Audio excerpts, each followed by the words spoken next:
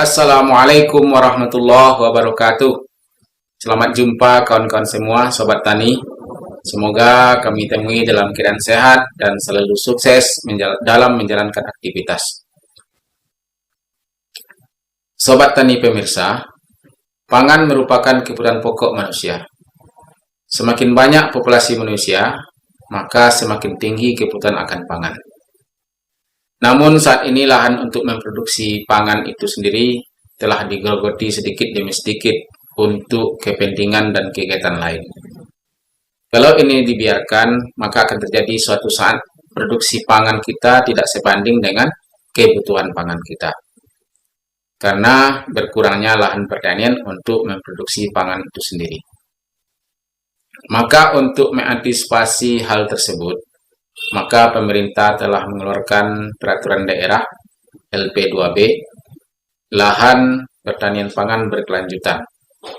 Tindak lanjut hal tersebut melalui bidang Sapras, Dinas Pertanian telah memunculkan SITANI, Sistem Informasi Pertanian, di mana di sana diketahui nanti apakah lahan kita ini termasuk LP2B atau tidak. Bagaimana apa itu SITANI dan bagaimana caranya, kita dengarkan video berikut ini. SITANI LP2B, Sistem Informasi Pertanian Lahan Pertanian Pangan Berkelanjutan dengan menggunakan aplikasi GIS atau SIG.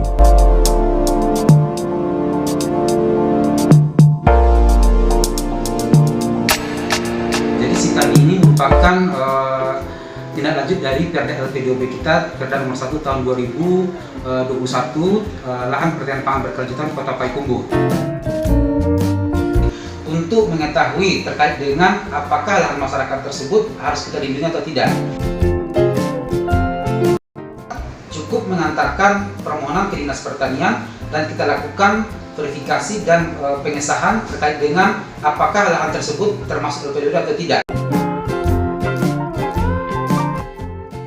Tetapkan dalam SOP kita terkait dengan pemberian rekomendasi LP2B yang memakan waktu hanya 3 hari dari permohonan berkas yang diterima dari Dinas Pertanian sampai keluar rekomendasi. Aplikasi SITANI LP2B akan kita kembangkan untuk mempermudah masyarakat untuk melihat status tanahnya, apakah lahan tersebut dijadikan sebagai LP2B yang harus kita lindungi atau tidak, yang merupakan salah satu persyaratan dalam pemberian IMB.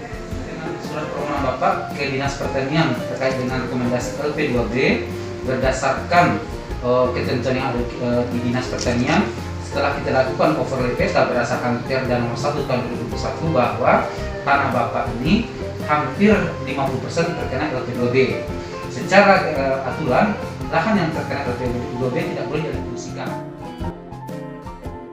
Mari kita lindungi lahan pertanian dan sawah dari alih fungsi lahan ke non-pertanian, guna mewujudkan kemandirian, ketahanan dan kedaulatan pangan nasional.